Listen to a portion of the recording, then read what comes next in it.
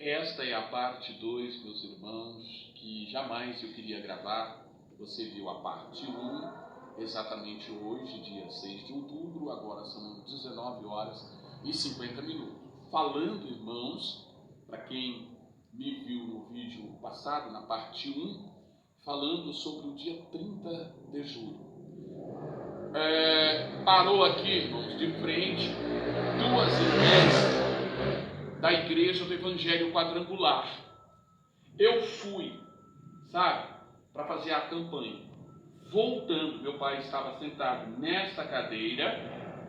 Quando eu fui chegando, alegre, irmãos, feliz, inspirado, com a minha pasta, com a minha caixinha de som, meu pai, ele me interpreta com más palavras, dizendo que quem era eu para sair com uma mulher num carro. E a autoridade dele, a falta de educação que ele usou. Aí eu peguei ali naquele lugar e falei assim: eu sou um homem público. Falei, eu sou um homem público, me tornei um homem da sociedade, além de ministro do Evangelho. Mas quem disse para o senhor que eu estava com uma mulher? Tinha duas mulheres dentro do carro e uma é uma testemunha.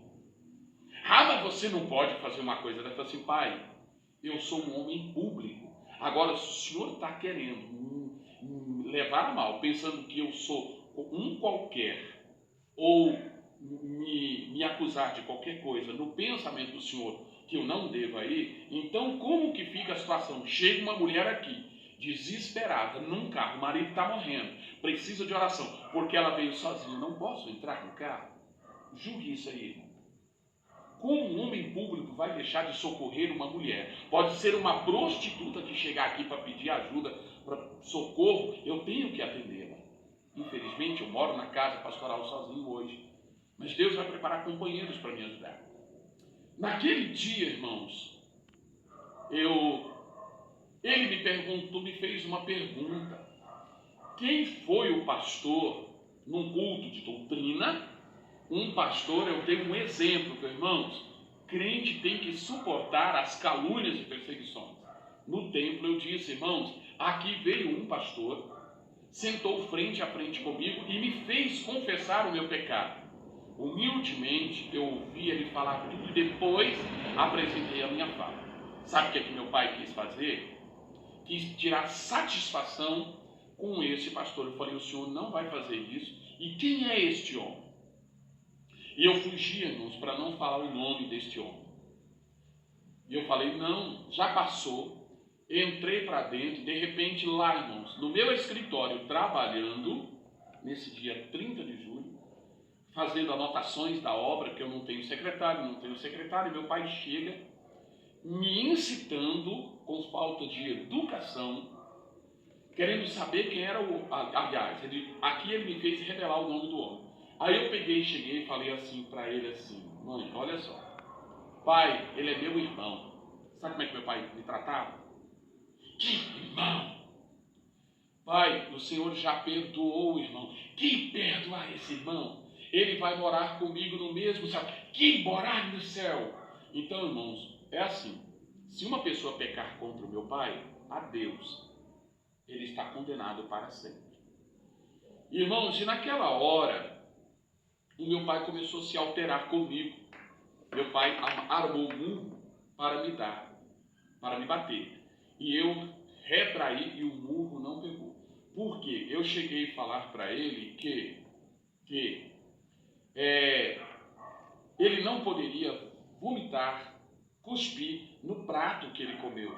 A casa pastoral, o homem que cuida das coisas dele, o homem que tratava dele como uma criança, sabe?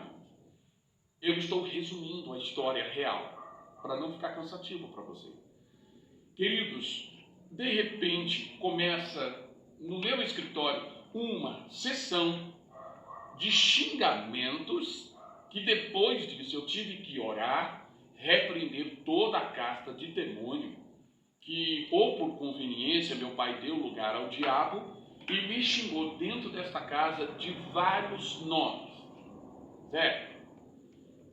O meu sobrinho vai virar a câmera, eu vou sair da área aqui, ele vai virar a câmera para cá. sabe, a minha voz, né, que vocês estão me vendo, lá dentro da casa, irmão. Eu vou chamar aqui fora e daqui o vento vai levar. Dentro da casa pastoral, meu pai me chamou várias vezes de bandido.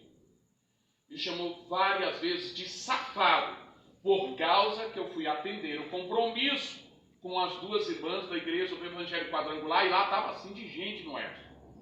Meu pai me xingou várias vezes de desgraçado, sabe, irmão? E eu pensei que ele ia contentar só com isso. E naquilo, irmãos, eu fui para a cozinha. Ó, esses nomes que eu estou falando, eu não quero falar na área da casa pastoral. Eu fui para a cozinha resolver um problema da obra de Moçambique. Meu filho adotivo me liga e sai o meu pai do quarto. Ele saiu uma fera, um leão. Sabe, irmãos, um leão. E eu estendi a mão assim para ele, dizendo: pai, desse jeito, pai, em nome de Jesus, deixa eu resolver esse problema que eu estou resolvendo aqui, que eu já estou cansado de problemas e o Senhor está me dando problema. Então, em nome de Jesus, volta para o seu quarto, que eu vou terminar aqui e depois nós conversa. E o velhinho vinha, irmãos, sabe, meu pai parece que nessa hora, nesses dias, ele sarou dos manquejos dele, sabe? Então, irmãos, ele veio e foi até, desceu o degrau, foi até a porta, até lá onde eu estava. E alterado, irmãos, e eu alterei com ele também. Eu falei: pai, deixa eu resolver, vai para o quarto em nome de Jesus, porque eu quero resolver essa situação. Sabe o que eu fiz, irmãos? Eu peguei o meu pai pelos braços e levei até o quarto dele. Tranquei a porta para ele ficar lá. Agora, volta aqui. Para ele ficar lá, para mim terminar de resolver aquela causa, que estava sendo um problema, que estava me dando angústia e aflição. Era um problema da embaixada de Moçambique, né, de passaporte, de cadastro no site da embaixada. Irmãos, depois meu pai abre a porta e vem novamente com sessão de xingamentos. Eu já falei os nomes. Eu falei lá fora e não vou repetir os nomes. Irmãos, dentro do quarto, o quarto que era meu, que ele hospedava, eu falei assim: repete de novo. Irmãos, foi o meu erro.